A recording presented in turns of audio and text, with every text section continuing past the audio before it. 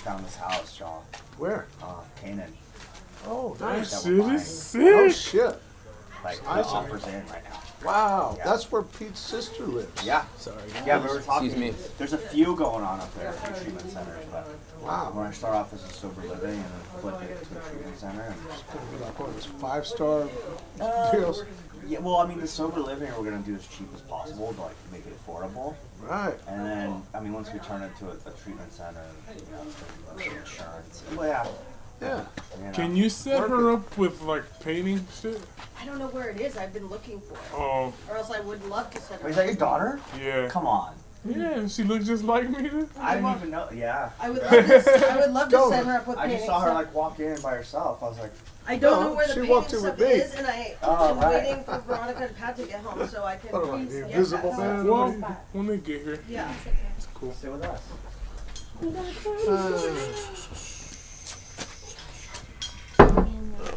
So there's no podcast tonight, huh? Oh, I have another one I can grab in my. What? They took away your podcast? Pat's not here. I guess he'll be back. No, though. he is going to be here, and he asked this guy Greg to be on the podcast, so it would be you. I mean, you could opt out, obviously, but Greg is coming to be on the podcast Oh, okay. with you guys.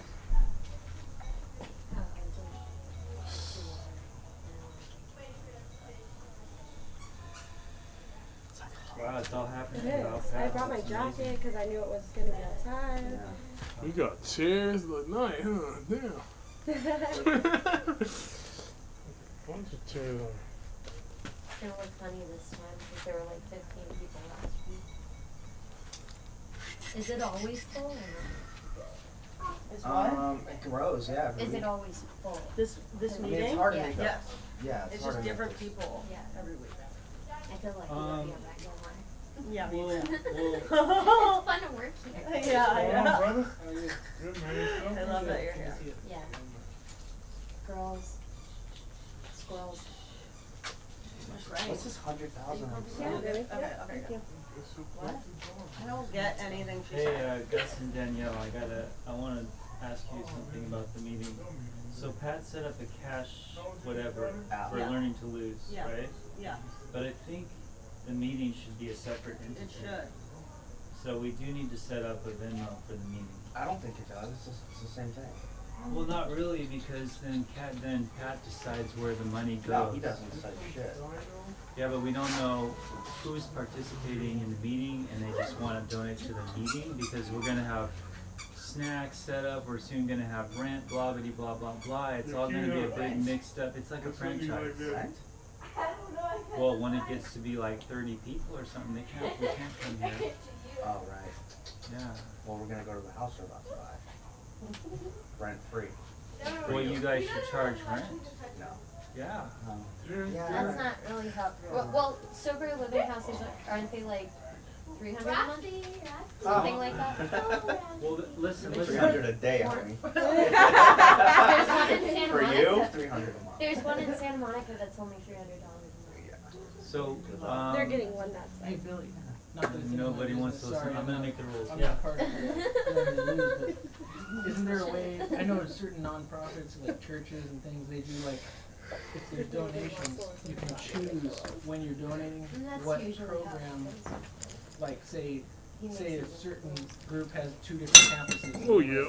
Yes, exactly. And you Oh, can choose God. where it goes, or they have different programs going on. You Because choose right now, when all you're the money's donating. going under this umbrella I'm of learning to Delaney. lose. I think. Paul, we nice need to meet Nice to you. meet you. Pleasure. Right, and I think there's a way to make that where it's, All, where you can on the choose app, where just you- say where where you're it's donating going. to, yeah. Okay, well that's a good thing. Let's write a We'll note find it. here. I can find I want gold. If we get top. Okay, okay, no, I know. When Let me see your page. Okay, so it would need to be, donating, so, but it would need to be bigger than this. Are you Leo? specify. No, my sister is. Yeah. Okay. That's so. What? Love it. Cute.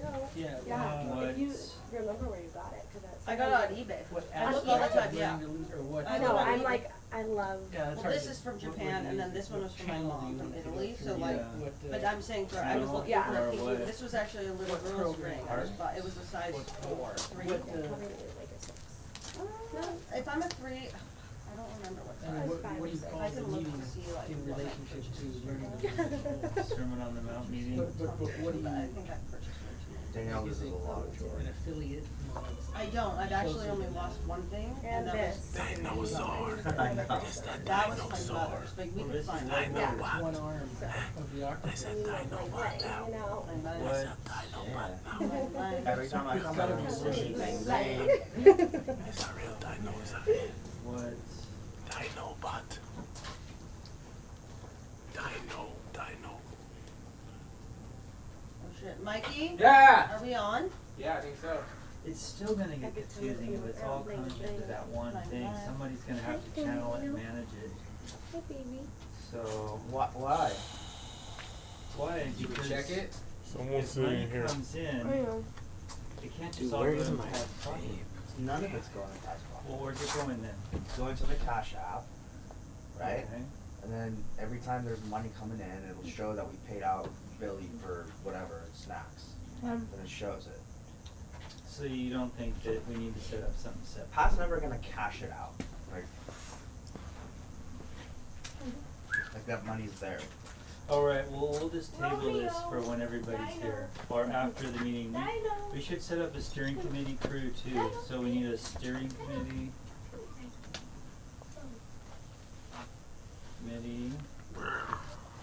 And it's a small meeting tonight, but next time I'm gonna get a coffee person, a snack person, a setup person, a breakdown person, a treasurer, a timer, just so we can run it, so it's not a shit show, you know? Okay. Cool. Who wants the time tonight, anybody? I can. Alright, we're gonna do 4-minute shares, so 2 and 2. If that's okay. 2 and 2? 2 and 2. What do you, wait, I don't understand. Timer goes off after 2 minutes, and then they have 2 more minutes to share. Got it, okay. Fine. And Pat, you want to address? Hey, Pat should be here soon, everyone, on the live stream. That's not him. Hello. Do you want a book? Sure. Thank you. You wanna take that seat, Britt? Sure. Cool. You alright, Rita? Yeah, Brittany, right? Having a weird day. Hi, how are you? Need a book for you? Yeah. Too. Is today a weird day just for me, or is it everybody? I'm Define weird. Yeah. Oh, I feel like It's a someone's weird running life. like interference. nothing's through my weird phone, so I anymore, know. huh? It never got weird enough for me. Yeah, does anyone know where we left off? Cause I wasn't here. Yeah. We're on page 49. Should I grab my class? You wanna Go grab 'em, man. You wanna borrow mine? They're like You got 2 blocks time? away. No. Try these. You can I always think I can come manage. over. Try these. They might work. Are they the least magnification? Try them. They're bifocal, but if you look How are you down, gonna see? I don't need them. No, it's not working. Basic. No. Okay. Can't see. Well, that Really tries out. solves I that. think you're gonna get my read. I need A lot of my friends have discovered my dad has it too. You don't? So, Okay, good. negative. No, I I'm have good. it I'm like good. that. You have them here? 30 to go get my eyes checked. You have them here? They're in my truck, but it's like 3 blocks away. Just give it to somebody else to read. No, I got it. No, I have a hard It just time. makes it a little easier because it's a little bit blur. A What little. page should we leave off I on? wanna do that. I think it's 49. I just don't mind the contracts. I think we're actually I'm finished full on, like, I know 49. that I can like put them in. Because we read I just got this, diagnosed with this quote from lung disease, Jesus so it's like I have to about abolishing the once law, every day, so I'm like, I not don't to want to destroy the Thank you, planet. thank you for And I think we got to So the I'm end like, of that give me just one On thing. page 50? And then I'm good, you know? I just Page are we billing? Page 50, first paragraph. Well, there's only one giant paragraph, so whoever reads first has got a long one.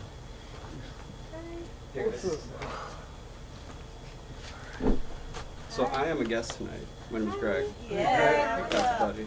Right on, dude. Have So I a don't know seat. what to bring, so I brought a bunch of sweets and Aw, flowers for that's that. so cute. So there's that. That's wrong with them. We're gonna take a quick seat. Anywhere. Yeah. I think Rudy's sitting here. Do you want You can sit there. I'll sit. Okay. That's such a chair. Actually, this is Billy's seat. Seriously. You can sit back right there. How about that? Next, over there. I'm gonna Oh, sit you're here. good. See Lori, dude. I'm gonna Yeah, sit Yeah, here. you're good, okay. Yeah. I'm I don't gonna know be what sitting time there it is, soon so. too. Well, it's 7:32. Mike, where's Mikey? He's in charge of the live stream. Let's see if it works. He was asking questions about focus. Oh, Not really. okay, it's on. What a day, man. What a day. Okay, we have 23 people on. Mikey! Mikey's looking for his date. What's that? Oh, we praying? Are you ready? I was born ready. So that would be it, what? Okay, so my name is Billy. I am an alcoholic, but I am also always striving to have a better life. There you go. Amen. That's what this meeting's about. You don't have to be an alcoholic to be at this meeting, or an addict, or whatever. So I wrote down the guidelines just because the meeting is better when there's guidelines. Amen. And when there isn't, it quickly goes downhill. So the quality of the meeting is better. So I'm the sheriff for now. Yeah. Where were you last week? When When Pete went on like a 15-minute tirade. Coronavirus. Here it is. I'll Everyone sit gets, in on you. No. Sorry. everyone gets 5 shares. So remember that. You get 5. And they're 4 minutes. The timer will go off after 2, and then you finish up. If you want to share, raise your hand and introduce yourself. It's important for everyone online and for everyone here to get to know each other. Crosstalk is permitted, but please be polite and keep it to a minimum. We don't want to we don't want to hurt anyone's feelings or anything like that. Please try to keep shares related to the reading, but if you need to share about something else, that's cool. We start off with 4 minutes of meditation, and we read a paragraph, and we share on it.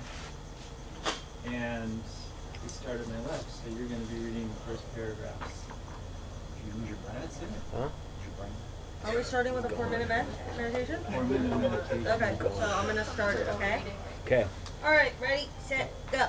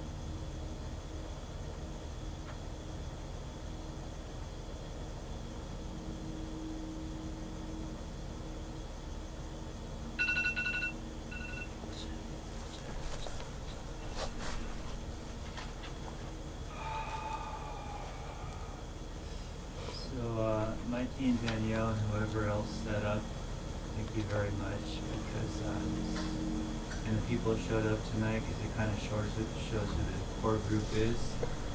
We really need a core group, and it's awesome. It's running without Pat. It's pretty amazing. We're on page 50. Which one's Pat? Fuck that. We're on page 50. We're on page 50, right at the top. True Christianity. Yep. So, true Christianity is What's your name? so my name is Greg. What's up, Greg? Greg. So, true Christianity is an entirely positive influence. It comes into a man's life to enlarge and enrich it, to make it fuller and wider and better, never to restrict it. You cannot lose anything that is worth having through acquiring a knowledge of the truth. Sacrifice there has to be, but it's only sacrifice of the things that one is much happier without. Never of anything that is really worth having. Many people have the idea that getting a better knowledge of God will mean giving up things they will regret losing. One girl said, "I'll mean to take up religion later when I'm older, but I want to enjoy myself for a while first." This, however, is to miss the whole point. The thing one has to sacrifice are selfishness, fear, and belief in necessary limitation of any kind. Above all, one has to sacrifice the belief that there is any power or endurance in the evil apart from the power that we ourselves give it by believing in it. Drawing near to God would not have caused this girl to lose any enjoyment, but rather she would have gained immeasurably in happiness. It is quite true that as her conscience changed, she would probably have found certain forms of pleasure hunting no longer attracted her. This would probably have happened, but there would have been ample compensation in the new light that would have been thrown upon every phase of her life, and in the wonderful new aspects of the world would begin to wear for her. It is only things not worth having that would disappear under the action of truth.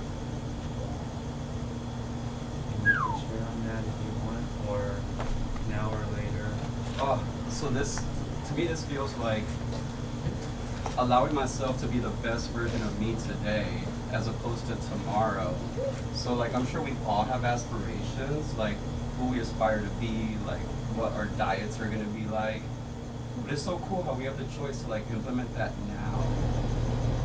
So I think this young lady here is doing her a disservice by saying like someday, because that someday is not promised to us, which is kind of messed up but awesome. So that's us being it now. So that was my take. Thank you. Thank you, Greg. Does anyone else want to share on that? Even if you don't, it's a small group tonight, so we're all gonna get a chance to talk here. Corey? Hi, Corey. I think that was a good point. You pointed out that it's about making choices for right now. But there's a second part to that, and then it's being aligned with the truth at the same time. So you have to be present and aligned with the truth. Because if you're not aligned with the truth, then what you're doing is worthless, because it won't last, and it won't do you any good in the long run. So I think there's just those two aspects. That's it. Thanks, Corey. Thanks, Corey. Jonathan, Jonathan.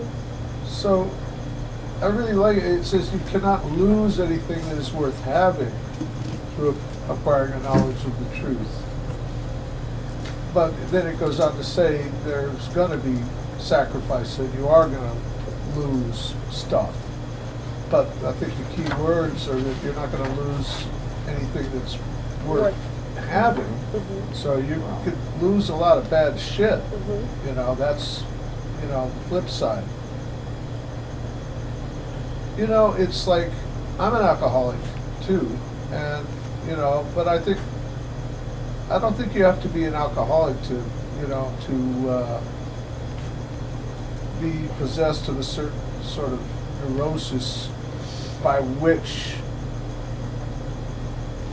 you know, by which I would rather do the destructive thing that I'm habituated to, that I know so well, that I'm so used to, you know, just following life in that groove, than to do something that's going to bring me infinitely more happiness and fulfillment and joy and ultimately a good life that I don't know. It's a change of habit that, you know, by my very nature as an egoic being, you know, or a being that's burdened with an ego that might not be acting in my best interest, you know, it feels like a great sacrifice. Oh my God, you know, I'm going to have to stop doing this horrible habit that's brought me nothing but misery. I'm going to have to give up, you know, hanging out with these people that, you know, just bring my life down. I'm going to have to stop drinking, taking drugs, you know, all these things that I know are destructive to my life, but, you know, but they're what I know. And as a creature of habit, you know, I have to break that cycle. I have to be willing to, you know, to be fearless in my pursuit of the truth. And that doesn't mean I'm going to be without fear, but I'm going to fear less. You know, that's, I mean, it's actually embodied in the word, fearless. That's my take on it. You know, and it's talked about, I don't know, it's kind of like an old adage where it's said that, you know, courage does not denote the absence of fear. It denotes the willingness to do what has got to be done despite the fear. You know, I mean, I've had to do some gnarly shit in the last 20 years that I've been on this path, and I've had to face some really, you know, scary challenges, scary shit, and I've been scared. I'm not going to lie and say, you know, I'm fearless. I'm not, you know, my knees are knocking together as I walk this path. You know, I'm sweating bullets. I'm afraid, but I keep walking. That's what separates me today from the coward that, you know, I was all my life, and that I could still be today if it wasn't for, you know, the grace of God that, you know, I asked to guide me, to teach me, to correct me, you know, to whip my ass into shape as and when necessary. That's it. Thank you. Thank you. Amen. How cool is it though that the truth is subjective to us?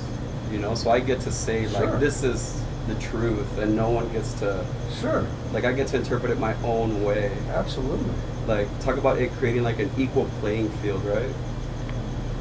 To where like my ego, myself, my conscience, my heart, my soul, they all dictate like, this is what truth is to you. Yeah. There's an old saying in AA, you know, it's like what keeps me sober might get somebody else drunk. Yeah. You know, what keeps them sober might make me want to blow my brains out, you know? Yep. So it's an ask for every seed. Thank God. Thank God. Gus, it says here true Christianity is an entirely positive influence when it comes to a man's life to enlarge and enrich it. Like, I think a lot of the struggle here is like, well, do I believe in God or not? And it says things one have to sacrifice are selfishness, fear, and belief in necessary limitation of any kind. To me, that says, you know, the analogy's like, fuck, I just worked out, I feel like shit. Like, that never happens, right? Like, to anyone, ever. Or like, fuck, I just meditated and like not feel so bad. Like, I think that what this paragraph is saying is like, taking things to God, or whenever you decide to in your life, or at least being open-minded and having that highway open is gonna benefit you in these ways, where you're not in fear, where you're not, or at least you're working on getting rid of the selfishness, the fear, and the limitations that otherwise are there, that your mind creates, right? Ain't that dope that we create our own limitations that the youth? Sorry. And remember, you got 5 shares, so don't use them all up.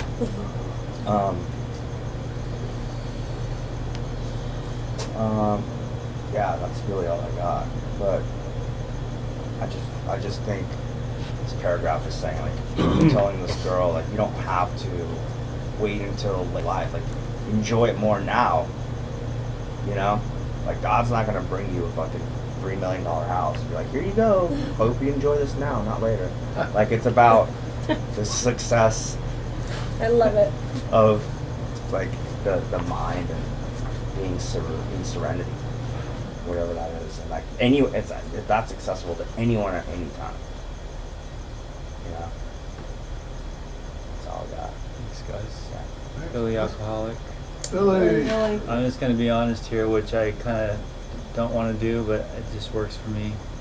So we read previously that sensuality has to be given up, and I jive with all this except for that, because in my mind I'm thinking a girl is going to be good. I want that, and you know I've in Christianity, I'm not a Christian, but in Christianity they say you got to be married if you want to have sex. And I don't know anyone who does that, but there was a really good argument for it. Yes. And I don't know, it's not like I'm even dating or seeing women or anything, but it occupies space in my head and it's like a distraction. And that's just the one thing I just don't want to give up. You know? And I don't even know if I can.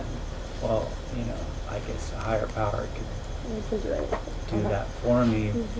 But I just wanted to put that out there because, you know, when I read this, that's what I'm thinking, oh, fuck. You know? Okay. Hi, I'm Danielle. I'm an alcoholic. Hi, Danielle. This isn't even real. Is that true? Like, I kind of want to ask Corey or Brittany, is that true? Because, is that true? In Christianity, you can't have sex? I mean, there's parts in it where say, like, you know, being evenly, like, yoked with your partner and things like that. But for me, like, I kind of, like, put that as, like, old interpretation of, like, how things were kind of, like, back then. And I think that, like,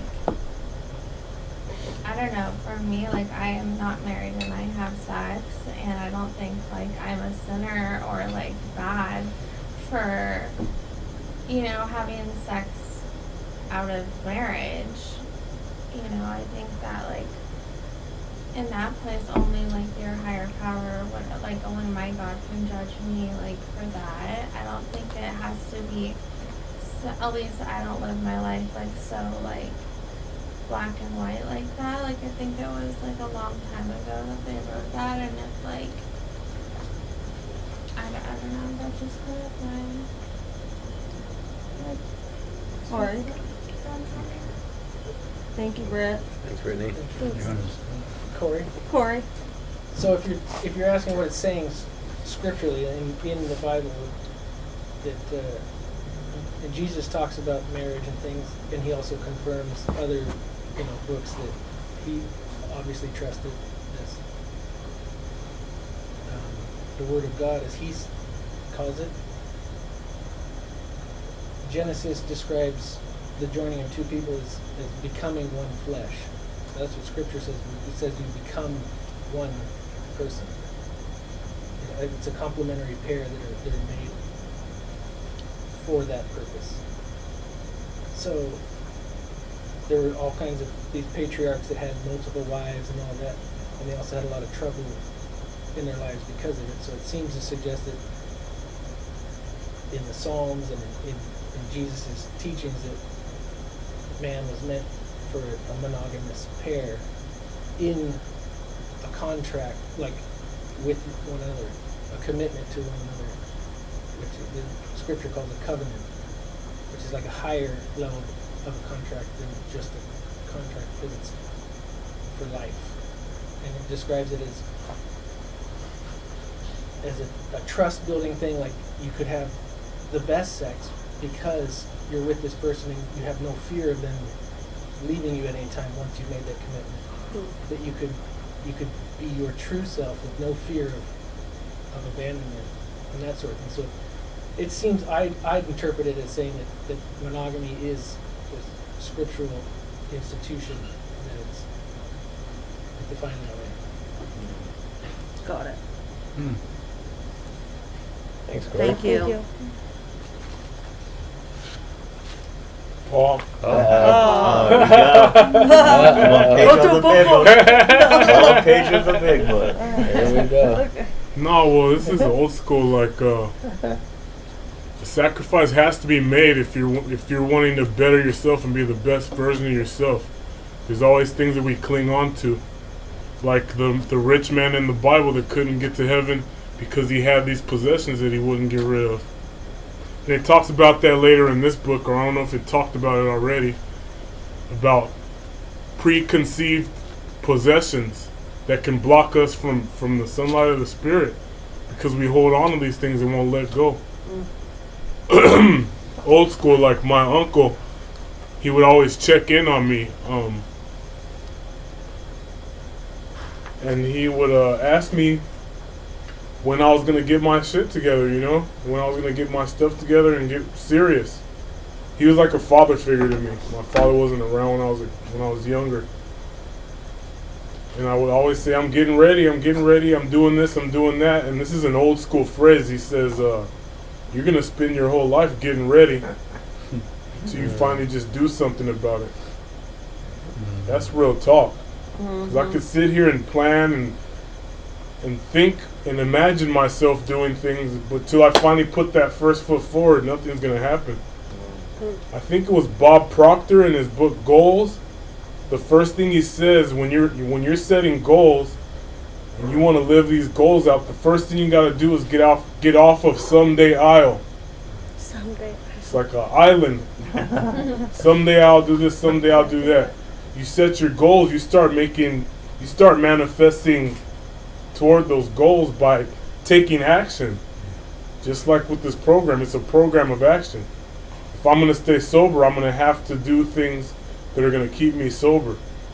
I'm going to have to give up that drink. Not someday I'm going to stop. And I did that with drinking. I waited till Super Bowl Sunday of 2010. I took my last 32 pack to the head, which didn't even get me drunk. And that was like a reservation that didn't even work for me because it didn't even work. I didn't even get drunk on my last drunk. I drank a whole 32 pack to the head, dude, and it didn't work after all these years.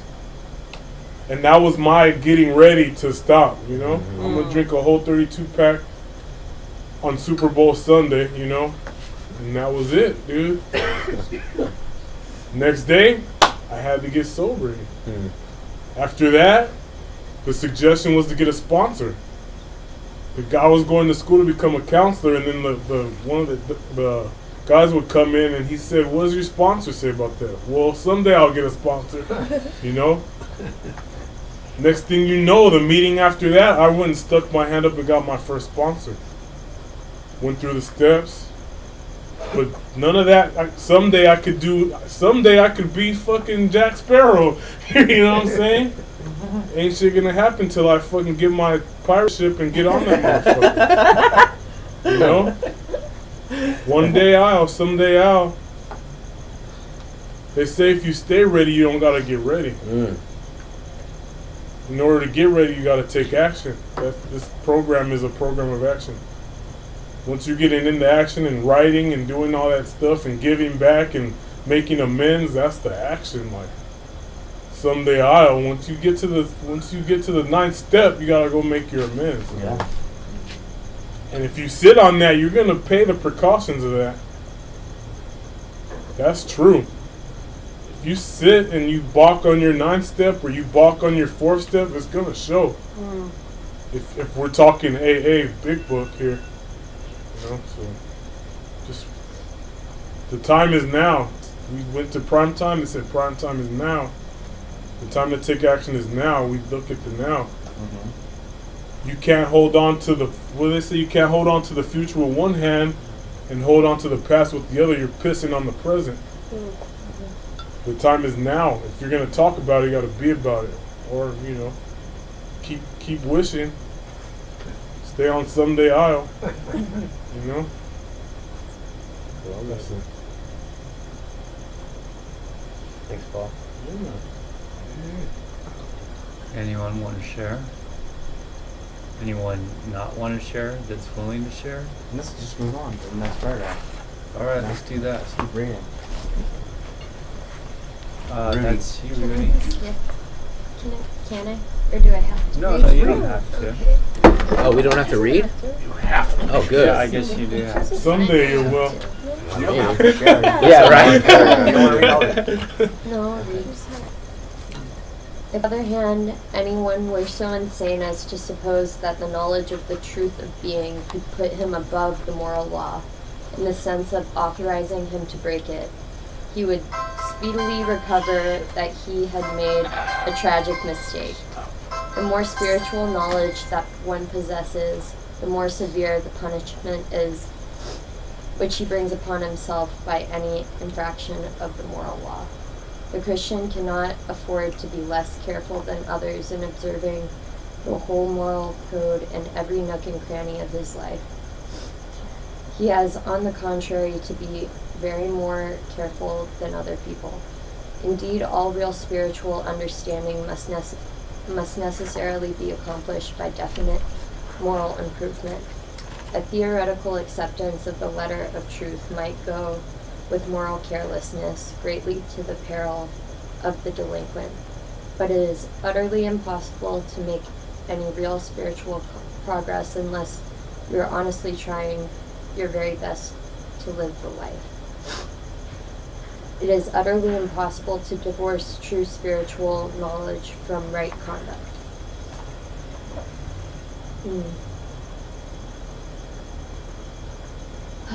So,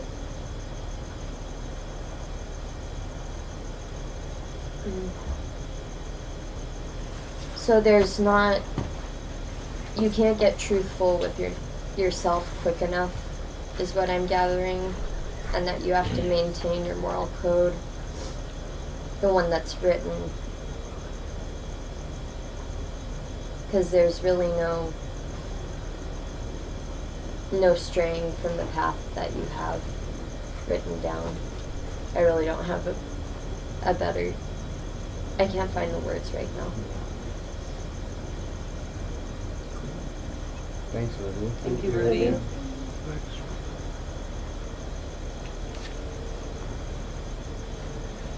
Gus, it says here the more spiritual knowledge that one possesses, the more severe is the punishment which he brings upon himself by any fraction of the moral law. I mean, I think like we all can kind of agree with that, right? I Like, mentioned that a few weeks ago. yeah, you can't like a belly full of alcohol and a mind full of AA don't mix. You know, I feel like that kind of applies to everything in life and morally. Like, once you start doing some work on yourself, like you're walking down the street, you see someone drop a $20 bill, like you be like, oh fuck yeah, dude, there's my booze for the night. Whereas like, or whatever, you know, now you're just like, oh man, hey, you dropped money, here you go. Or you see someone like homeless on the street, and you're like, here you go. Like, for me that is, you know, like I don't know if that you guys feel that way, but it's like the more spirituality and truth and self-heal you implant into your mind, the harder it is to do moral things, or at least you catch yourself, you know, and you're able to be like, I don't know, you know, like maybe that's not the right thing to do. What is the right thing to do? I find myself doing that all day, you know. like I want to yell at Danielle or today for being on her phone, but that's not the right thing to do. You know, she's maybe she's saving a life. She probably was. You know, were you? Or shopping. Or Had a good shopping lately. yeah, whatever it is. You know, it's so easy to not stop and continuing like what's going on in your head, whether you want to or not. Like it's stopping to take a breath and like thinking about it. Like, is that right? Is that really right? That's what I think it's trying to say here. Right? Rudy, Oh, then sorry. Danielle. Is it kind of saying like, if you put it like a metaphor or simile, the higher you climb the mountain, the further you're gonna fall down. So is it really harder, like the longer you've been sober, to make mistakes? No. No, Hell no. Okay. it's easier. It's easier? Yeah. You're just like less hard Because on it's- yourself? No, you're harder on yourself. So you don't like, make as no, many well, I mean, mistakes? No, I mean, I don't know what you're defining as a mistake, but I feel like when you're working on yourself and you're like connected to a power and you're like walking that path, when something crosses your path that's wrong and you know it is, it's harder to move on with doing the wrong thing. Yeah. That's all. Okay. For me, I'm a drug addict. I think, like, from what I get with that, it's like the whole, like, awakening and being awoken and to, like, a new, like, for me, when I was using, like, I wasn't conscious of, like, the world around me, like, and even sober sometimes, like, I'm not woke, like, I'm not thinking about, you know, the person that may need help over here or there. So it's like once I've had that like spiritual awakening and, you know, like they say AA fucks super high and like things like that. So once you're like educated and like woken to that like level, then I think it's harder to turn the other shoulder or like look away, if that makes sense. Or it just for me it like weighs heavier like on my conscience, like when probably before when I was like more like in self and things like that, maybe not noticed so much. Did you want to share, Danielle? Yeah, Danielle Alcoholic. The way I can relate to that paragraph is that, like, I consider myself a Christian, and I like to be I have to be honest, right? So I think one thing that keeps me from going and using is like I know that I'm going to risk, like if I go get loaded, I'm gonna have to tell everyone, and so I don't want to like be in front of the camera having to say I relapsed again, or being in this meeting and saying, oh, I relapsed again, you know, like because if I lie, I'm being, you know, I don't want to be dishonest, and if I lie, then I know I'm just going to be on meth. Because when I was on meth, lying didn't feel bad. I didn't feel that bad about lying. But now that I'm sober, I really can't lie. So that's just a way I can relate to that paragraph. Thank you. Thank you. I think the lady. Didn't you want to share the treasure? Okay. No, just agree. Oh. You're listening. Jonathan? Jonathan, so there's like this old saying in AA where it talks about the road gets narrower, and like, you know, I didn't know what that meant until the road got narrower, you know, and so for me it's like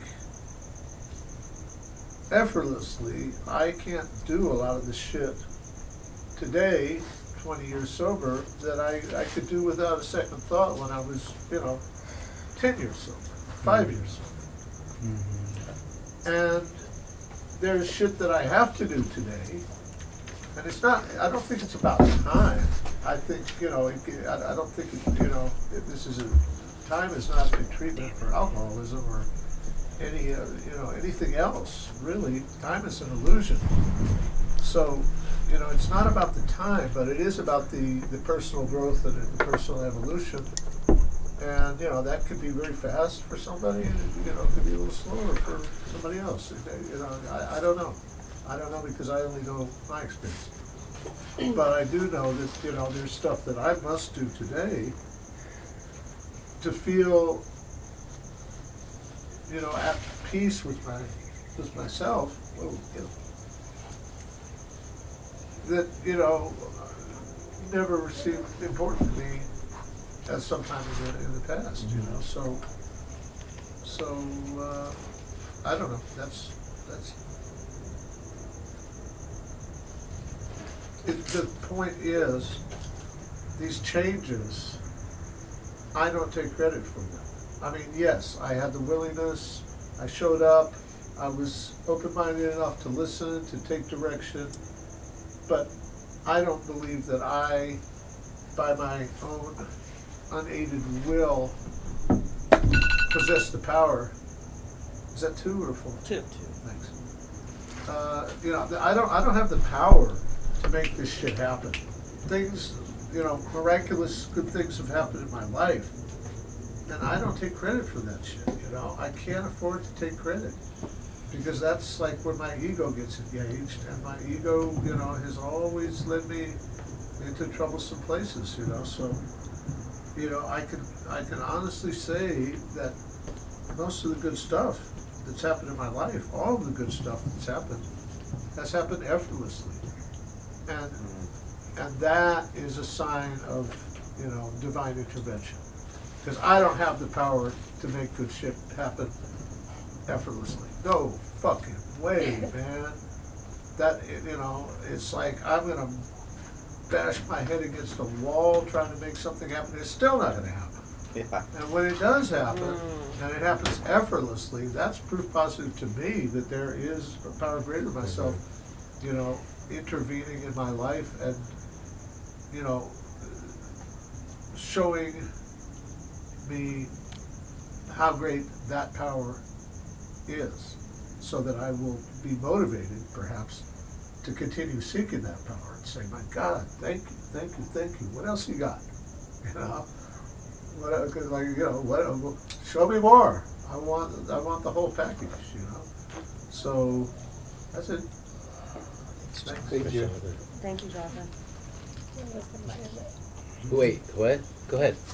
Delaney. Delaney. No, I just can relate so much to you guys, because like when you said something about like the $20 bill and doing the right thing, and you know, and you're having like a messed up day or something, and you're in self, and you're just like so aggravated or angry, and you're so stuck on that. Like, I've just realized that like I'm only thinking about me, and I'm not like walking down the street, and I'm not holding that door open for somebody and doing, you know, I'm just being selfish. So, you know, I can really relate to this, and I try and work on that every day, and putting others first, and, you know, being mindful about that. So, but I do notice when I'm having a rough day or something that just like, like take it out on people, you know, and yeah, so. It's so easy to do the wrong For thing. sure. It's so easy. It takes effort. It's so easy to eat the wrong meal. Yeah. It's so easy to date the wrong girl. It's so easy to, you know?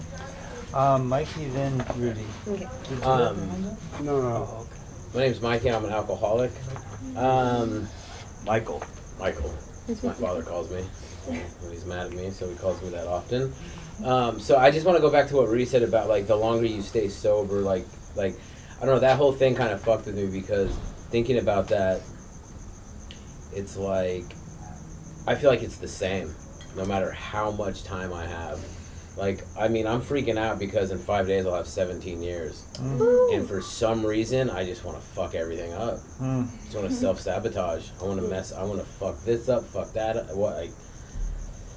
So, a long time ago, someone said, build a life that's worth staying sober for. And that's what I've tried to do ever since I got sober. I haven't always thought that way or lived my life that way, but it's, for me personally, it's like, and I've said this in this meeting before, and like I said, I try to say it a lot, like, don't want to say on the outside, but outside of here in my life, and people I talk to and communicate with, like, somebody told me the truth. Like, that, flat out, they told me the truth, and the truth was that I never had to drink or use drugs again, whether I wanted to or I didn't want to. And trust me, there's been so many times where I've wanted to. So many times. There's been hopefully more times that I didn't want to, but, you know, and like what, like, I think Gus just said it, like, it's so easy to do the wrong thing, you know, and it's like, I talk about my daughter a lot, like, having my daughter, I compare that relationship with my daughter and I to, like, my God or my higher power. Like, she needs something today, she's gonna need something different tomorrow. I'm the same way. Like, today I might need something, tomorrow it may be different. So I think that, like, I mean, I could leave here and not that I sound good, I mean, I think I sound good, but like, I could, like, you know what I'm saying, I could talk and I could sound good and be like, oh, I got 17 years and blah blah blah, but I could drive and on the way home I could fucking get a bottle. All the way. Yeah, like, you know, and once I get a bottle, then I'm like, oh, well, I still know where the drugs are, because I can find the drugs, you know? That's like, then I have to go drink on the side of my house, or go to the park, like live like that no more. Like, right, you know, right, but you know what I'm saying? But that's where it took me, like, drinking by myself. So it's like, if I did that, no matter how much time, like, that's right where I would go. So it's like, I don't know if this kind of relates, but like, the part that Gus read was really good, and then like the part right before the beginning of the paragraph, if on the other hand anyone were so insane as to suppose that knowledge of the truth of being could put him above moral law in the sense of authorizing him to break it, he would speedily discover that he would have made a tragic mistake. I don't think anyone else here has done this, but I know I have put myself above the law, you know? Thanks, Gus. Got it. But you know what I'm saying? Like, I have put myself above the law when it comes to whatever, God, marriage, relationships, business, sober member of alcohol. I've done all those things, but it hasn't taken me out. Now, I'm not making an excuse. Well, I'm a drug addict, I'm an alcoholic, but I'm still going to make mistakes. But the fact that today, with drugs and alcohol out of the picture, I am more aware, because that's all. When I got, I don't want to turn this into an AA meeting, but when I got drugs and alcohol, like, out of my life, I was still empty. I still had a gaping hole in my heart that I needed to fill. Lonely, you name it, I had it. So I have to do that on a daily basis, and I have to do it on a daily basis, or I will drink and lose everything, and I don't want to do that. So hopefully that made sense. Thanks for letting me share. Thank you. Paul. I think Rudy was. And then didn't Corey Paul. too? Did Do you have your hand up before me? No, Oh, I didn't see. That's okay. I'll go after Paul if that's. Rudy, Paul, Corey. Great. What I'm experiencing today is that my clarity of not having alcohol for it'll be a month on Thursday. Yeah. I'm experiencing a lot of fear in the clarity. And today specifically, it made me really, really, really want to drink. And I wasn't going to come here either. I was like, I could just drink and watch a movie and no one would say anything. So I'm not saying I disagree with what's being said, because I obviously didn't make the decision to get drunk, but I really want to. And it's not that I wanted to, I want to. Like, I want to be drunk right now. And I don't really know how to get over that speed bump to get further along in the sobriety, to feel like I'm not. It's like the clarity is hurting me more than drinking to get rid of the negative emotions were. Like, I am seeing things clearly for the first time in 2 years, and it fucking sucks. And I don't want to be sober, but I am. So how do I, you know? Because I don't want to do the wrong thing. I know that it's going to fuck up my... Not that you should get stuck on how long you've been sober or anything like that, but I'm just like, I know it's not going to get better because that causes... But it's better than... Or it feels better to just drink it away than to sit in it, which is what I've been having to do. So... I can answer that question. Yeah. Paul's next. Go ahead, Uh, then I'm gonna. You can answer a question. I'd like to hear that. Yeah. So ahead. the other day, like I kind of went through the same feelings, and I've had years, a couple years, and then 11 months now. But what I do is like this really helps me, so it can help you. Like I always play the tape out. I roll the tape, and I know what's gonna happen. Like this week, I broke up with my girlfriend. I had to bury my friend who died of an overdose. My dog woke up and started throwing up blood, and like I had to do all this shit. And I was like, it would be so easy to like just drink this away. I'd be good. But then I play the tape out. I'm like, okay, I'll fucking get drunk tonight. Probably get drunk in the morning because I don't want to, and play this tape out. Like nothing's changing. My problems aren't going away. My friend's not going to come rise up from the dead and be like, oh, we're back. And my dog's not going to get better on his own if I don't take him to the vet. And the relationship is going to be what it is, and nothing's going to change. If anything, it's going to make anything worse. Yeah. You're going to have more anxiety and more fear. And, those feelings, you have to surrender them and, talk to your higher power. Yeah, but what if you're talking and it still feels like you don't hear anything? Practice, it's tough. Like it doesn't come right away.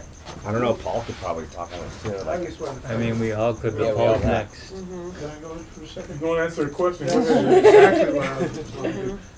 Okay, so I can only speak from my experience, but I can tell you this.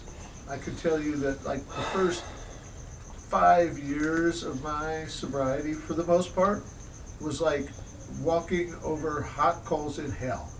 I mean, I did not, sure, there was moments of joy and happiness and elation and connection with God and my fellow human beings, but man, a lot of it was just like pulling teeth without anesthesia. It was miserable, just miserable. And I realized that I had to go through that. I had to go through that as part of the pain that I'd been stuffing down for so long. I got sober, I was 48 fucking years old, man. That's kind of that's a lot of wreckage that I carried into sobriety. I did a lot of damage to my soul.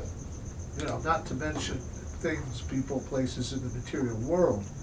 I just came in beat up from the fucking feet up and morally bankrupt, spiritually zipped, physically, at death's door.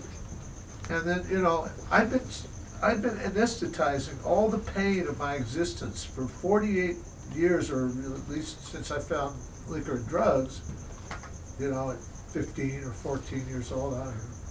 And so, years and years and years of anesthetizing pain that lives in my apparatus, in my spiritual, my physical, my mental, my emotional being. All that pain, just pouring liquor, drugs, more liquor, drugs, sex, parties, high risk, dangerous living, adrenaline, whatever, just to not have to feel any of that pain.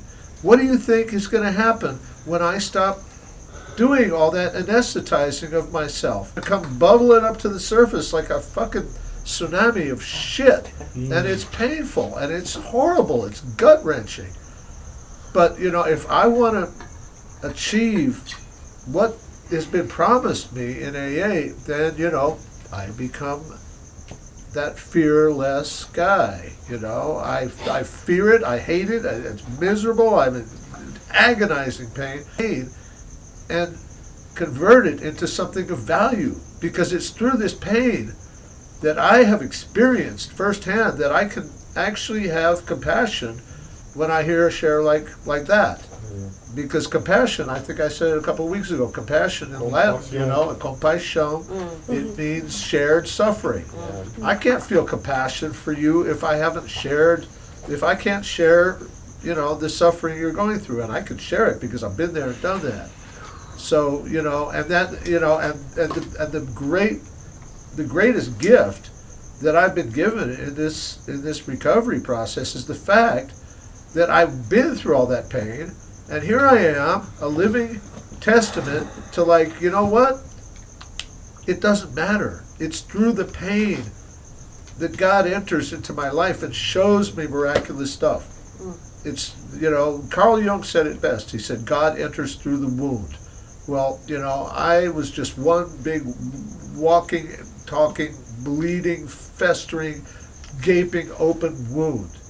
And, you know, the healing has taken place over the years, and there's still a lot more shit to resolve. You know, I'm not a finished product. You know, I still a work in progress, but, you know, thank God that I learned in AA that it's only going through it that you're going to get to the other side of it, whatever it might be. Thank you. Paul. Thank you. All right. Paul. Big book. Grateful alcoholic. What I was talking about like 2-3 weeks ago was from here, that it's better to not even know this at all than to practice this thing and fuck up. Because Yeah.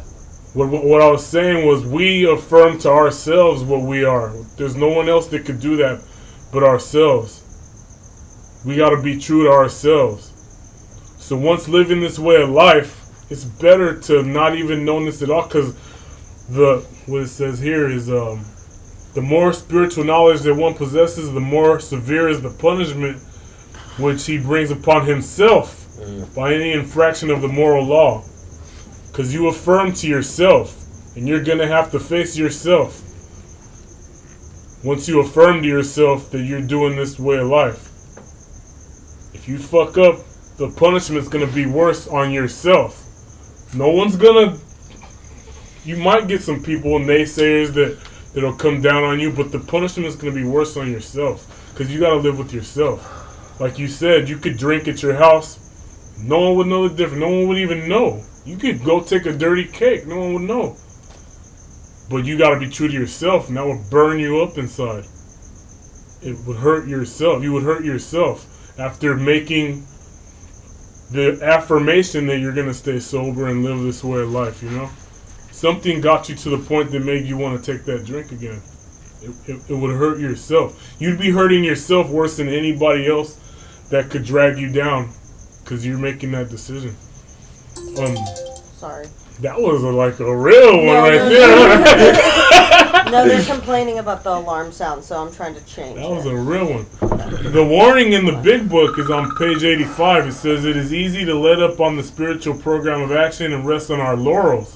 What more? 17 years. We are headed for trouble if we do. For alcohol, if you're not an alcoholic, you could trade that for negative thinking or bad actions. Is a subtle foe. We are not cured of alcoholism. What we really have is a daily reprieve contingent on the maintenance of our spiritual condition. So it's just one day at a time, one day at a time, one moment at a time. It's good you came out and said, I want to take a drink. We need to hear that shit. Yeah. I got 10 years. I need to hear that shit. Seriously, I'm glad. I commend you for being honest like that. That's learning to lose right there. Like last time when I said I lost my salt, he was glad when I said that shit. I can't have 10 years and sit here like I'm resting on my laurels. Yeah. I'll go drink a 40 ounce on the other. Serious. One laurel. Well, Laurel Canyon, and right there where I used to drink in Pacoima. You know what I'm saying? It says, every day is the day when we must carry the vision of God's will into all of our activities. All of our activities. How that will be done? How can I serve you? Those are the thoughts that must go with us constantly. we can exercise our will with that power is on that line all we wish. It's the proper use of the will. So What page is that? that's page 85. That's the warning. No matter how much time you got, just that was God's will for you to reach out like that, man. Maybe one of the other ladies can refer back to you and help you in that moment. You know, maybe we're not one of us God. Maybe we could help by saying something, but maybe one of the girls can get with you after the meeting, and I will, for sure. you know, people with some more experience that could help you through that. But yeah, just be true to yourself, and you were true to yourself. I applaud you for that. Thank you. Thanks. Thanks, Paul. Corey? Yeah, Corey. A lot of what I had in mind was covered, but everybody had some good points. And I think it's really, I don't know, was it Gus that you pointed out the very first line here really kind of lays it all out.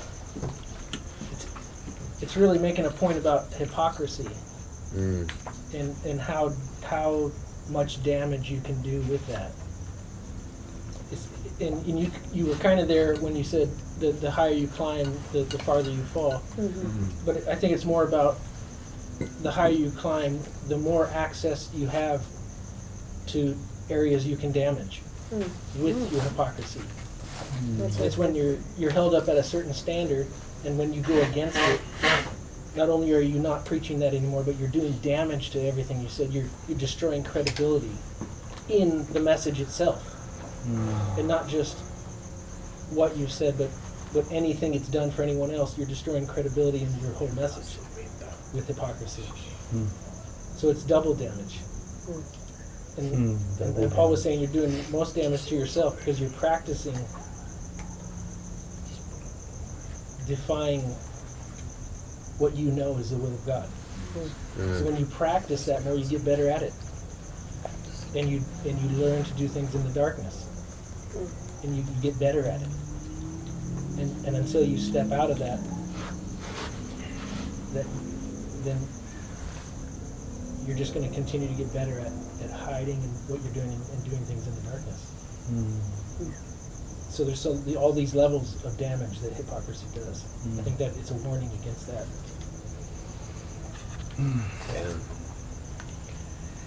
Thanks, Corey. Thanks, Corey. Thank you, Corey. Thanks, Court. Oh, wow, this is so cool, guys. This is, I was listening on the whole car right here and giving Mikey, hey, turn the volume up on this and see if you can figure out how to turn the ISO up here. We have people from all over the world watching, and I feel like so grateful to be a part of something like this. We're so lucky that we can do this. It's kind of amazing. And you don't need to be sober. That's the other thing that's cool about this meeting is I've been sober 15 years, but I don't have a problem with drugs and alcohol. I have a problem with my mind and my thinking. So I just replace everywhere where it says drinking in the book, I just replace that word with thinking. So if you're not sober, I think that this way of life can benefit you because we all have a human condition like ego and self and fear of all whatever you got. I'll be afraid of it. I think you don't necessarily need to be an alcoholic to experience those things, you know. So I love how you just kind of. I was trying to think of an analogy to explain the path getting narrower. It's like when you start to live like this way, you almost become like a chief rather than like an Indian. And like when you're a chief, like you have way more responsibilities and you kind of have to be what you're saying that you're trying to be, or else you'll be a hypocrite. But it's also fulfilling in a way that being an Indian isn't. Like being a chief and living by these principles, it's like Jordan Peterson says, it's like you can either have a life of meaning and that fills you up and you have a purpose and you're like, it's a burden, like life is suffering if you're living with purpose and meaning, you know, but there's a reward with that, you know?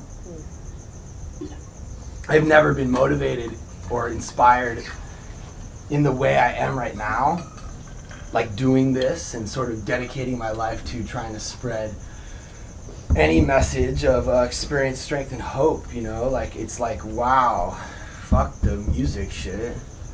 this is so cool, and then we all get to come here and be vulnerable, because I think vulnerability is like my greatest strength, right? But society kind of has a different take on it, you know. So I think that, but that's the thing, is like what you were saying, Rudy. Like, yeah, when we don't have the medicine, the hurt and the pain gets worse. So for a long time, my medicine was drugs and alcohol, and once I remove that, it's like, whoa, now I'm like feeling in ways I never felt, which is cool sometimes, you know, but then sometimes it's not so cool, and I'm like, I don't really have the discipline because I didn't really learn it, and then I avoided it with drugs and alcohol for so long. You know, sometimes I just wish I could just be like the dog and just be in the moment all the time, have no, like, he's not worrying about what's going to happen in an hour or what happened an hour ago, or a lot of this is just like unlearning. But yeah, I think that the chapter that we just read, the chapter you guys just read about, like, sort of the more we do this, the harder it is not to do this. So like this morning I woke up, and I just love to relate this shit to my life specifically, how do I stay sober in the day I'm in, or better yet, how do I stay sane and happy in the day I'm in. She says, oh, we need to do some edits on that video. And automatically, I just woke up, my ego's going, I'm like, no, like, what do you mean? Like, we were waiting last night, and you guys fell asleep, and like, I just like, I wasn't, so I kind of reacted in this way, and then I couldn't even live with myself for an hour, having acted that way. Whereas before, I could just be a dick and just be cool with it all fucking week, and just keep being a dick. But now that I'm living this way, I had to tell her, plus a lot of the people on TikTok were like, yo, what are you fucking doing? This is your wife's day, it's not about you. And it's crazy that these people online can actually help me see my shit, and then I can be an example to them. And it's really cool the way we're trying to use the internet and social media as a way to like grow and together and stuff. But I had to apologize sort of right away, because I just can't even afford to live with that today the way I used to. So I think that's what they're saying is the closer we get to the light, the more it like burns when we're fucking not. It's glaring. I don't know. I'm trying to think of like the perfect comparison or analogy to describe, like, it says right here, the more spiritual knowledge that one possesses, the more severe is the punishment which he brings upon himself by any infraction of the moral law. Yeah, that's but I'm trying to think of like an example, like fruit, like ripening, and then, or like, I'm trying to think of an example like the chief, like, you become a chief, now you have responsibility, you have to be more on point than the Indians. And when you're not, it's like so much harder. But you get to like be a chief, and that's cool. And reward. Yeah. Corey. Where was the alarm? It went off twice already. So I didn't even hear it. I didn't hear it because they wanted me to change it, and I changed it. Did you hear it? A little. No, I didn't hear it. Yeah. Okay, cool. Yeah, that's a better one. Yeah. That's a better one. Thanks for letting me share. Thanks, Pat. Thanks, Pat. I was just going to say, children are always a good analogy for awareness, you know, in contrast to like an adult. Like, the only reason we hold somebody accountable for doing something wrong is because we thought they should know better. But if they don't know that, then you excuse them, right? Yeah. So children don't know things, and they're supposed to be misbehave, right? You expect them to. But when someone has more maturity and you know that they have an awareness, you expect them to act according to what they're aware of. And so they're, in your eyes, accountable to whatever law they're breaking. So I think that's kind of what... We know better. You're responsible for what you know. Yeah. Right. I want to share. Are you done? Yeah, thank you.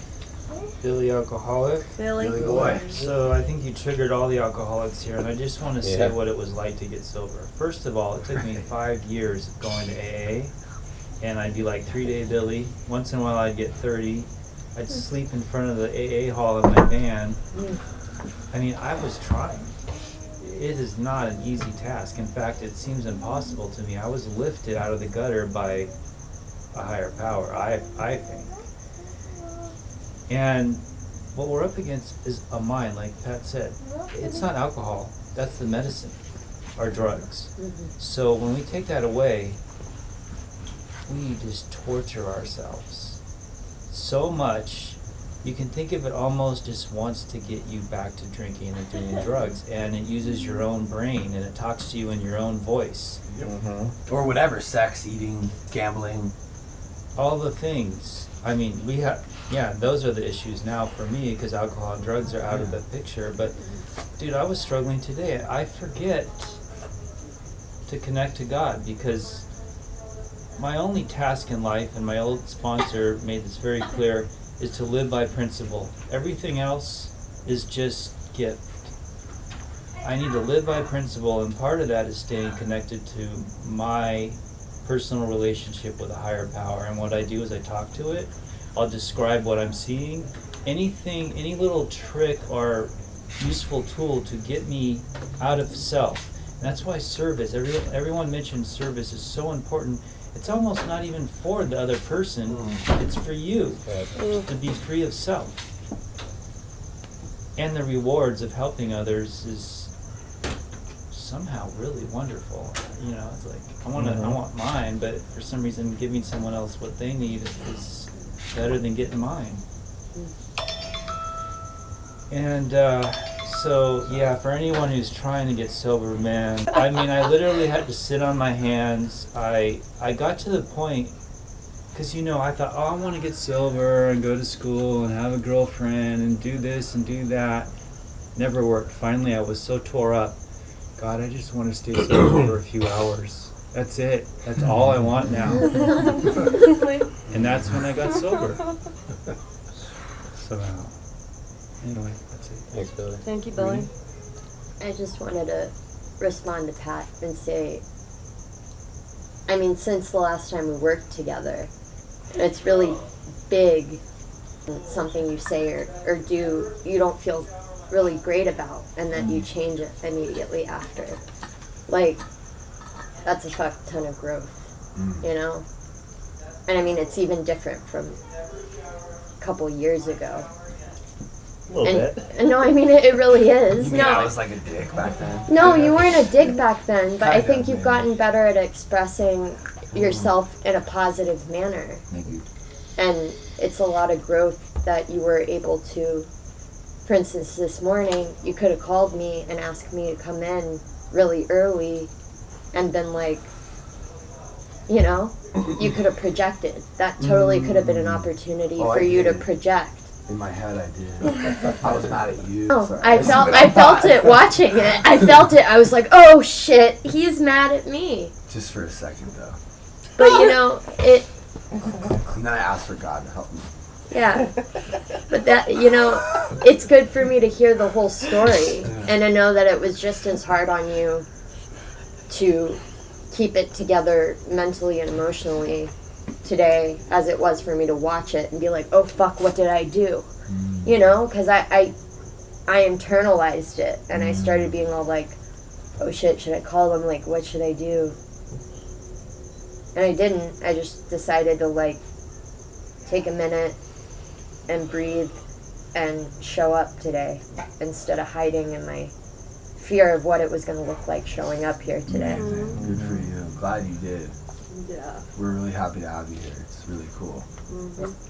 Did you have a hand up? No. Oh. Can I share something? Hands up. Yeah. From the 12 and 12, this is step 10.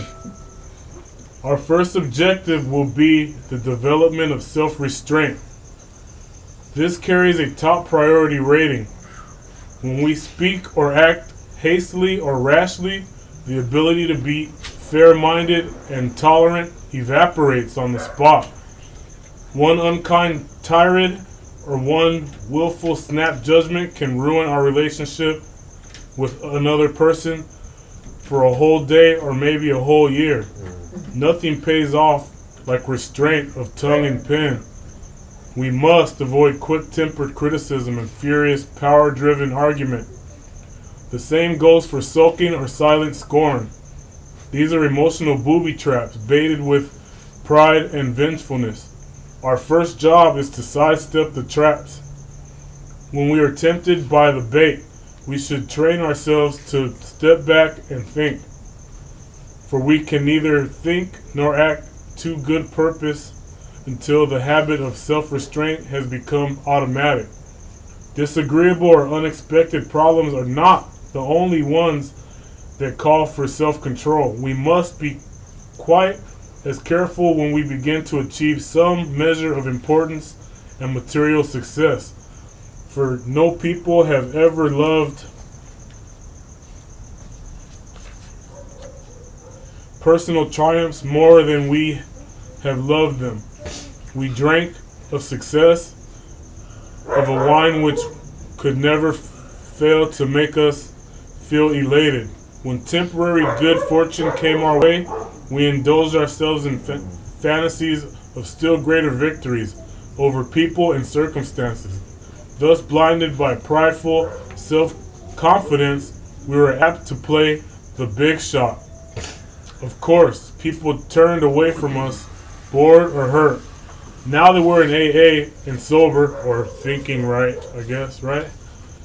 And winning back the esteem of our friends and business associates, we find that we still need to exercise special vigilance as an insurance against big shotism. We can often check ourselves by remembering that we are today sober only by the grace of God, and that success we may be having is far more His success than ours. Finally, we begin to see that all people, including ourselves, are to some extent emotionally ill, as well as frequently wrong. And then we approach true tolerance and see what real love for our fellows actually means. It will become more and more evident as we go on forward that it is pointless to become angry or to get hurt by people who, like us, are suffering from the pains of growing up. Such a radical change in our outlook will take time, maybe a lot of time. Not many people can truthfully assert that they love everybody. Most of us must admit that we have loved but a few, that we have been quite indifferent to the many so long as none of them gave us trouble.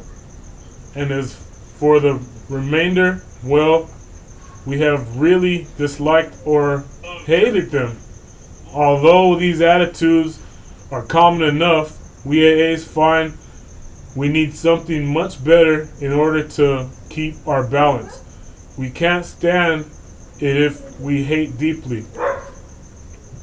The idea that we can be possessively loving of few can ignore the many and can continue to fear or hate anybody has to be abandoned, if only a little at a time. We can try to stop making unreasonable demands upon those we love. We can show kindness where we had shown none. With those we dislike, we can begin to practice justice and courtesy, perhaps going out of our way to understand and help them. Whenever we fail any of these people, we can promptly admit it, to ourselves always and to them also, when the admission would be helpful. Courtesy, kindness, justice, and love are the keynotes by which we may come into harmony with practically anybody. When in doubt, we can always pause, saying, "Not my will, but thine be done." And we can often ask ourselves, am I doing to others as I would have them do to me today? And then it goes on about doing inventory and shit. Just looking back and how would you like to be treated, kind of, I guess, in that moment. That's it. Thank you. Thank you.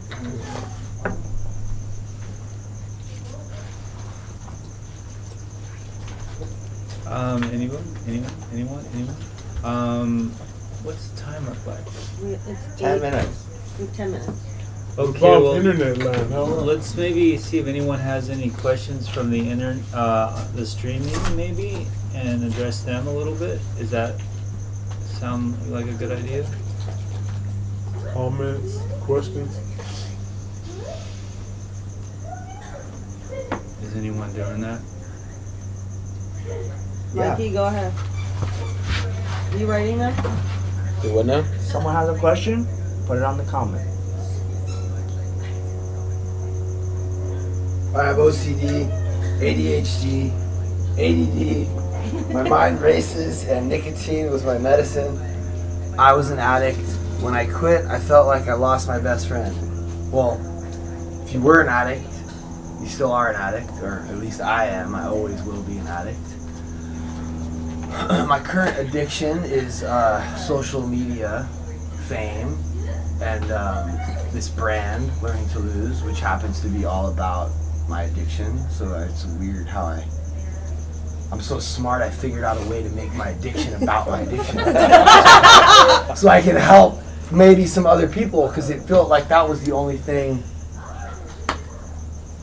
I can't help myself. I don't know. But anyone asking questions? Mikey, what do you do? So, someone has a question for Billy. They didn't ask a question, but they let me know.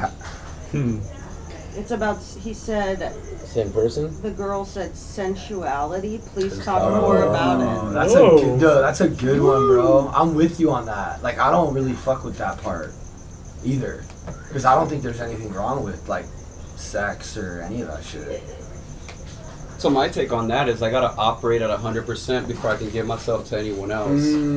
So like, I'm looking for like a you water me, I water you kind of love. Like, I'm not trying to fix somebody. So I think how that message applies, like, to me, is like, bro, like, do you 100%, get yourself to the level where you're like, wow, I'm open for love. And that's when two people yoke, right? As opposed to me trying to help somebody or pay somebody's rent. Like, that's not the way. Like, yeah. So My take on that is if you put it before God, or it distracts you from your relationship and living by principle. I mean, I'm a straight up sex addict, right? So I went to SLA for years. Didn't do shit for me, but it was interesting. I finally got over that in prime time in AA. I guess I just had to walk through it. And what a relief. But the sensuality, it's sense. So it could be food, it could be any sense pleasure.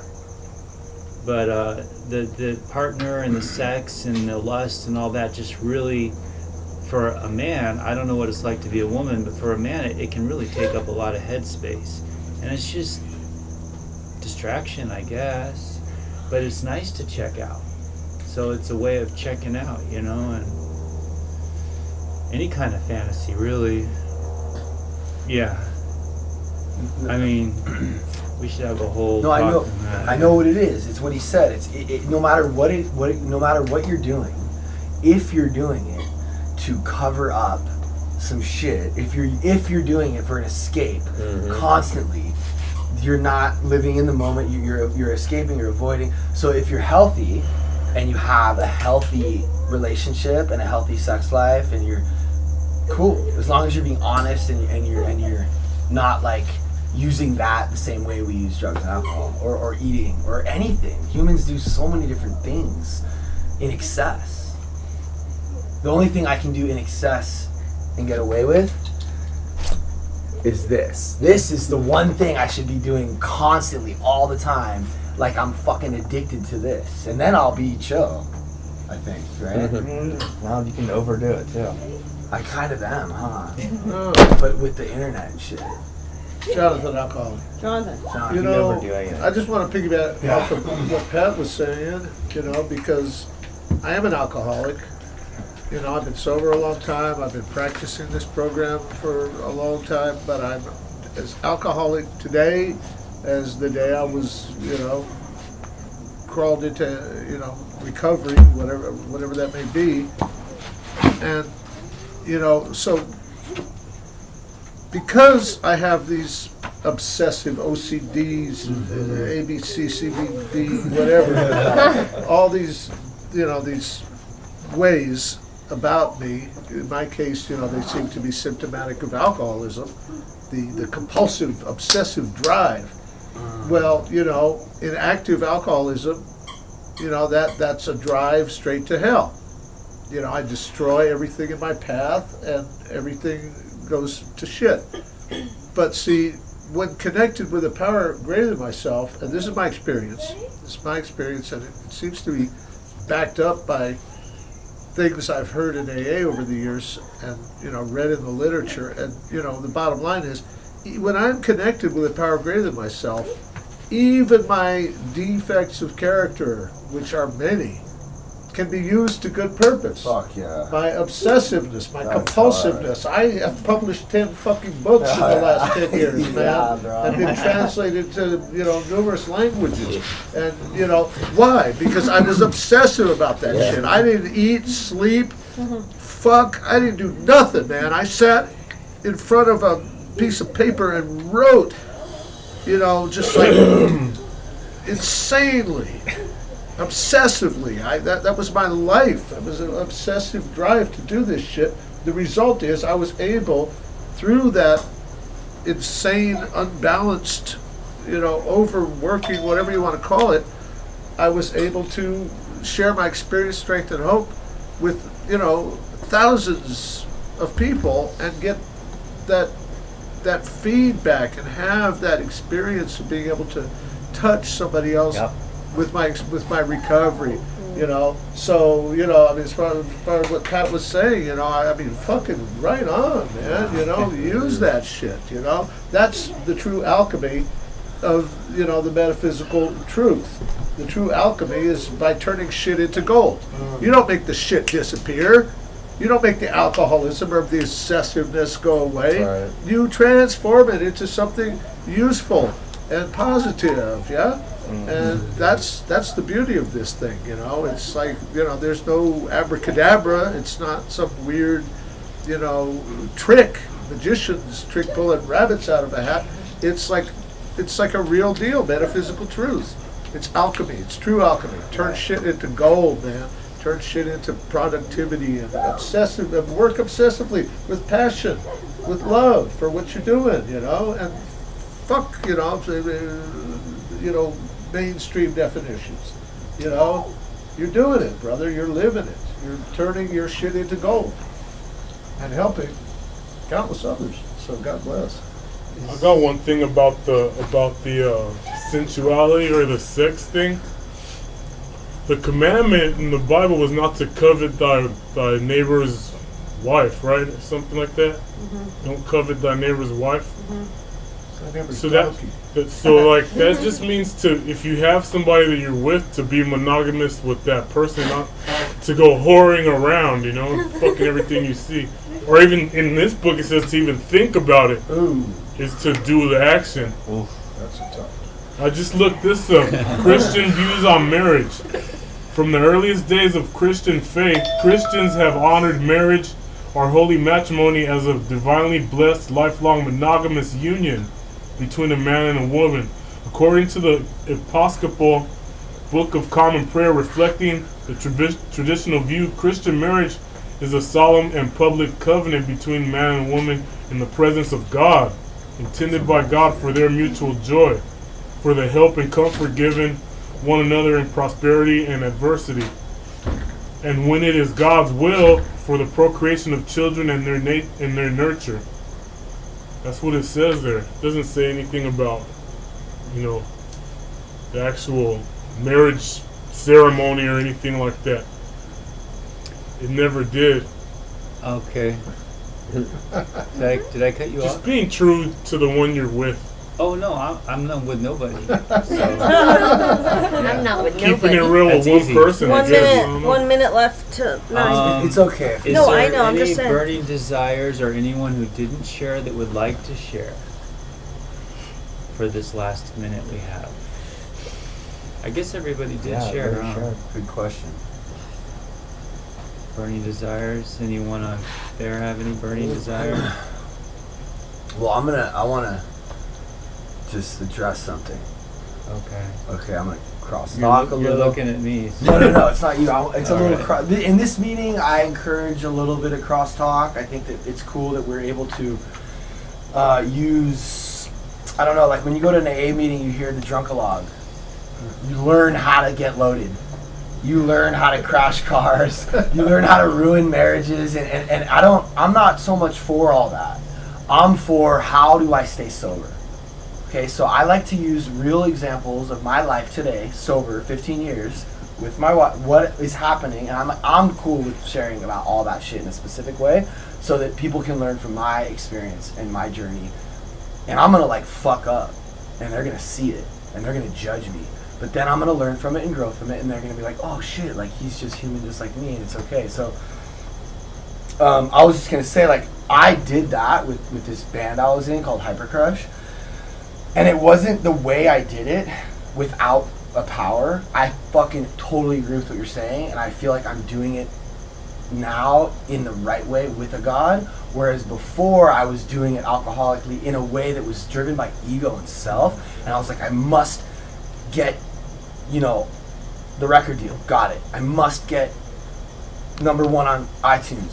Didn't quite get that. Fucked me up. I was like calling chicken with a head cut off, like yelling at people, like angry. It was just like so there's different way. It's just like you said, like we are going to be super driven as alcoholics, and we can do that shit, but we have to we just have to remember that none of that shit really is gonna fix us. So I thought it would, and it didn't. So now, and I learned to lose, and now I'm like, all right, cool. Like I just want to be like a gentleman loser. Like that's like Steely Dan said, like it's all good. Like I love just being here with you guys, and this will go however it's supposed to go. And I think the difference between like going for something with God as an alcoholic and going for something just as an alcoholic is like I'm able to sort of detach myself from the results a little bit and have faith that it really is up to God, and like it's okay if I fall short or don't get that, whatever it is I'm trying to get, Learning to lose. I have a little business to discuss. Since we have our core group here, it's probably a good time. Cool, yeah. So I talked about it a little bit earlier, but we need to start like filling commitments and getting help around here. So we I got cleanup. Your cleanup? I always do. Yeah, he's always cleaning up. Okay, well then we got the cleanup guy. So if anyone wants to help, which everyone hopefully does, We always do. We always put it together. No, not really. No, me and Pat clean everything up later, and for the most part, yeah. So this But here's what I'm saying. I just want to get specific, so shit gets done. He doesn't have to trip, and that's why I want to make commitments, just like any other meeting. I got cleanup. You Alright. gotta explain how it needs to be cleaned up. Though. Yeah, and so here's our cleanup guy. I'm going to tell you how to do it. Because he doesn't know how to do it. Well, he will tonight. Yeah. Coffee person. I'm doing my best. We need a snack person. We need a setup person. We have a breakdown person. Thank you, Paul. We're going to need a treasurer, and we have a timer. Right? You want to stay timer? I can. Is that cool? Yeah. So, and here's how the commitments work. If you can't do it, you delegate it. Yeah, you call To somebody. someone So or we need anybody to else, also make a list with everybody's phone number. We should pass it around like all meetings do. So if you can't do your commitment, just call someone you know goes to the meeting and say, will you cover me? Right? Plus, it's good if you fucking trip in and you want a drink, you can look at your list and call somebody off the list. Yeah. Clean you up. huge. Call me up. Shit. Well, I brought snacks tonight. If I don't, Thank if you. I want to Oh, drink, I that's ain't so calling cute. you up. Throw his book. And Greg's Shut it down my Greg's thumb. gonna be doing a podcast right after this, and that will be out next Tuesday. All right, But we have anyone one else? coming out next tomorrow. What's your name again? Delaney. Delaney, will you take us out with the prayer of your choice after a moment of silent meditation for the people suffering in here and out there in the world?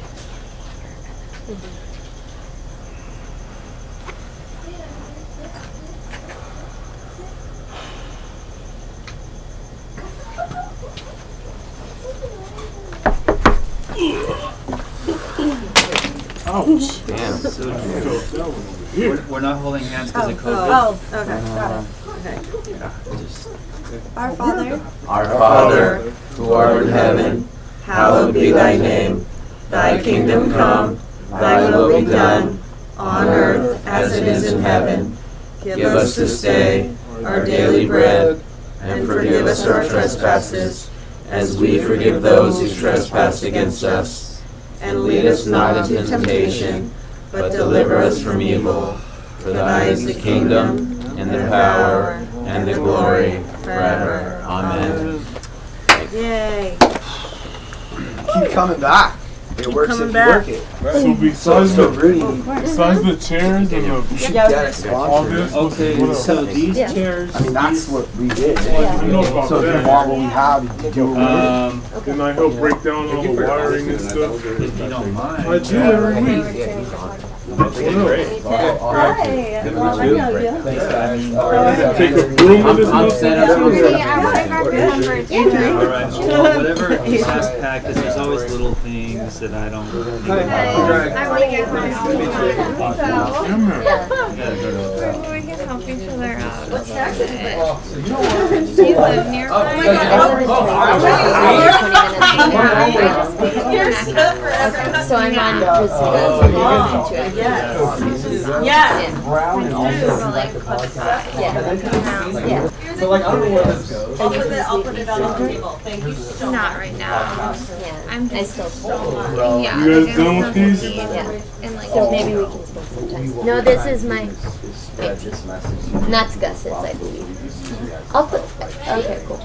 I was gonna say I could take it. Fulfilling my, Or even, I'm fulfilling my. What's up, champ? Thanks for your awesome words tonight, man. Yeah, I man. love that shirt. Thanks, brother. Rough, tough, and dirty, huh? Yeah, man. I'm from them days. started shooting like I would here like when for I was you guys to 15. be able to